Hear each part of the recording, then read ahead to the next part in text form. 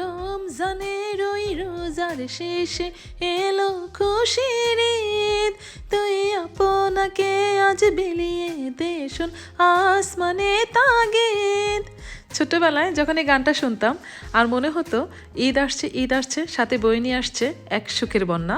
সত্যি ছোট্টবেলার ঈদগুলো ছিল অনেক অনেক আনন্দের আর সুখের। সেই দিনগুলো সত্যি ভোলা যায় না আর ভুলতে পারবও না। তবে এখনকার ঈদগুলো যে আনন্দ নেই, ফুর্তি নেই বা সুখের বন্যা নেই তা কিন্তু না। এখনও ঈদেও আনন্দ আছে, সুখ আছে, মানে সুখের বন্যাও আছে, সবই একসাথে আছে, বাট একটু ডিফারেন্ট। কারণ ডিফারেন্ট বললাম এই কারণে, কারণ এখন আনন্দের সাথে সাথে অনেকগুলো দায়িত্ব নিজের কাঁধে এসে পড়ে। এটা প্রত্যেকটা প্রবাসী ভাবিরা, মানে আমরা যারা দেশের বাহিরে থাকি তাদের এই আয়োজনগুলো দেখলে আপনারা সবাই বুঝতে পারবেন। আমরা যারা প্রবাসে আছি সত্যি আমরা অনেক অনেক অনেক কষ্ট করি, কারণ যেহেতু আমাদের এখানে এক হাতে সব করতে হয়, কোনো হেল্পিং হ্যান্ড নাই, তারপর ফ্যামিলি পরিবারের কোনো আত্মীয় স্বজন পাশে নাই, সব কিছু নিজের হাতে একাই করতে হয়। তারপর বলবো এরই মাঝে অনেক সুন্দর একটা আনন্দ আর সুখ লুকিয়ে আছে, যা মানে বলে বোঝানোর মতো না। কারণ নিজের হাতে নিজের বাচ্চাদের জন্য, নিজের ফ্যামিলির জন্য এত সুন্দর করে আয়োজন করা সত্যি একটা ভাগ্যেরই ব্যাপার। আর আমি ভেবেছিলাম ঈদ হয়তো হবে মানডে, যেহেতু মানে এই পুরো সপ্তাহতে আমরা হাজব্যান্ড ওয়াইফ দুজনে অনেক বিজি ছিলাম, তাই অনেক কিছু গুছিয়ে আনতে আমাদের অনেক কষ্টসাধ্য হয়ে গেছে। কারণ হঠাৎ করে যখন জানলাম যে সানডে ঈদ হবে, তাই হাজব্যান্ড ওয়াইফের সত্যি কথাটা চাপই পড়ে গেছে, প্রেশারই হয়ে গেছে। তো তারপরে সব মিলিয়ে আল্লাহ এত সুন্দর করে আমার মানে আয়োজনগুলো আমি শেষ করতে পারবো, আলহামদুলিল্লাহ আলহামদুলিল্লাহ, সেটা বলে বোঝানোর মতো না।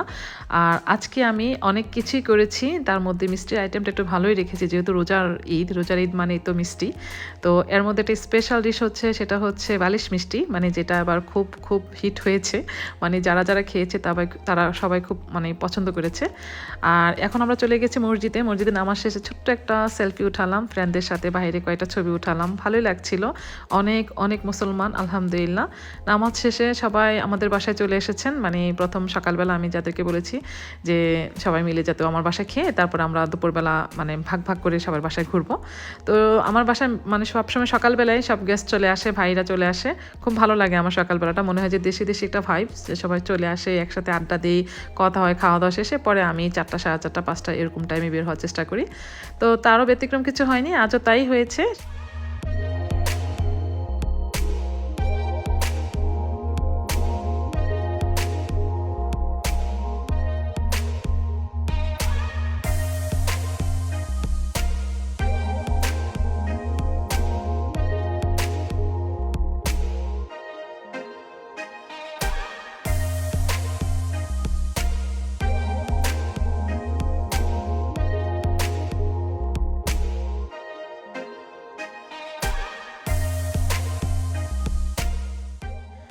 দেশের ঈদগুলো সত্যি অনেক মিস করি, যদিও অনেক বছর দেশে ঈদ করা হয় না, সত্যি ফ্যামিলির সবাইকে অনেক অনেক মিস করি।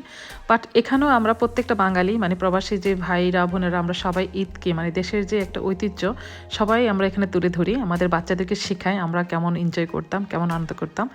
আর এখানে হচ্ছে 2 জামাই, আমাদের 2 মেয়ের 2 জামাই, মানে যেহেতু আজকে ফার্স্ট এই একটা মিষ্টি বানিয়েছি বালিশ মিষ্টি, তাই এটা উদ্বোধন করা হলো আমাদের জামাইদেরকে দিয়ে। জামাইরা কাটলো, কেটে সবাইকে দিল, আর সবাই এত এত প্রশংসা করেছে যে বললো মিষ্টিটা নাকি পুরো বাংলাদেশি স্টাইলে হয়েছে।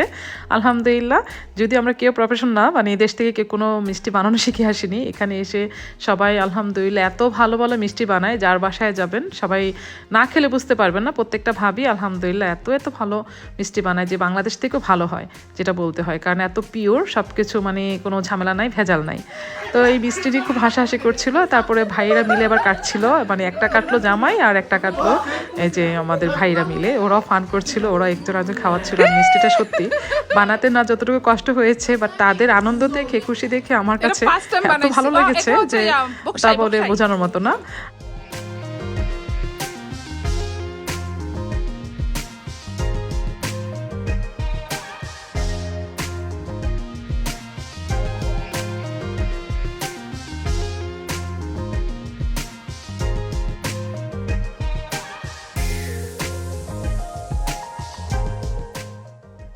প্রবাসে আমার 2টা প্রিয় দিন আছে, জানেন কোন 2টা দিন?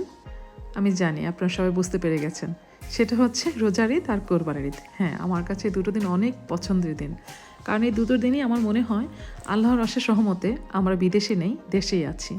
পরিবার পরিজনকে সত্যি অনেক মিস করি, এটা সারা জীবন করে যাব, কারণ নিজের কাছের লোকগুলো যখন পাশে থাকে না সত্যি অনেক খারাপই লাগে।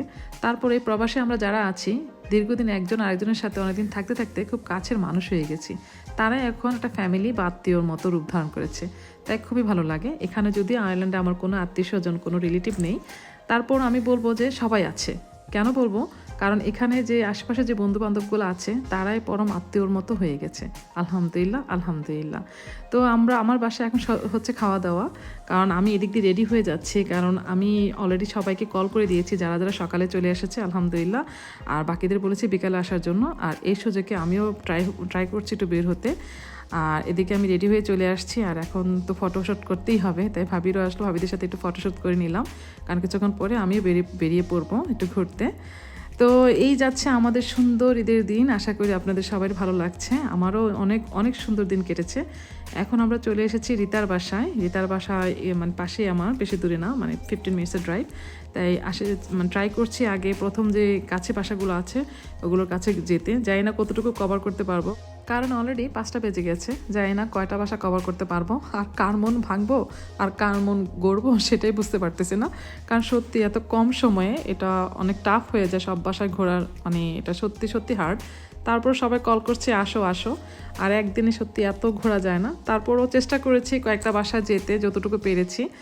আর দেখো, সত্যি কথা বলতে কি এই বাচ্চাদেরকে দেখে আমার সত্যি মনে হচ্ছে অ্যাকচুয়ালি ঈদ ওদেরই, কি আপন মনে খেলছে, খুব সুন্দর সময় কাটছে, তাই না?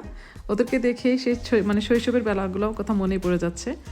আর এই সুযোগে আমরা একটু বাইরে ফটো সেশন করে নিলাম, কারণ গার্লস সত্যি ওয়েদারটা এত চমৎকার ছিল।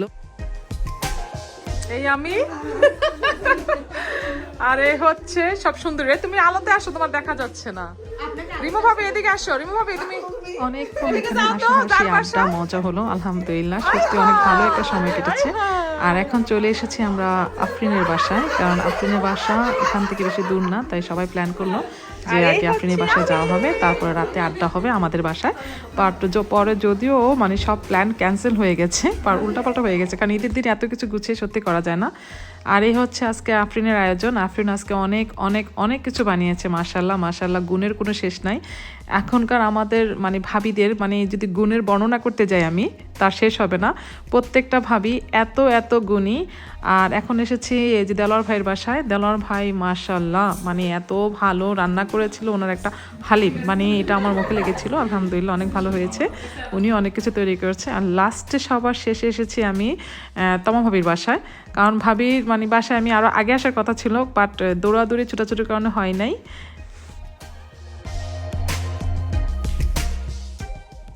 এই ছিল আমাদের ঈদ আয়োজন। যদিও সময় স্বল্পতার কারণে আমি পুরোপুরি ভিডিও মানে নিতে পারিনি, কারণ ভুলে গিয়েছিলাম। অনেকে এসেছিল, অনেকের ভিডিও আমি নেই ক্লিপ নিতে ভুলে গিয়েছিলাম, আবার অনেকের বাসায় গিয়েছিলাম তাদেরও ভিডিও ক্লিপ আমি নিতে ভুলে গিয়েছি। তো সব মিলিয়ে আলহামদুলিল্লাহ আমাদের খুব সুন্দর একটা ঈদ কেটেছে। আশা করি আপনাদেরও অনেক ভালো একটা ঈদ কেটেছে।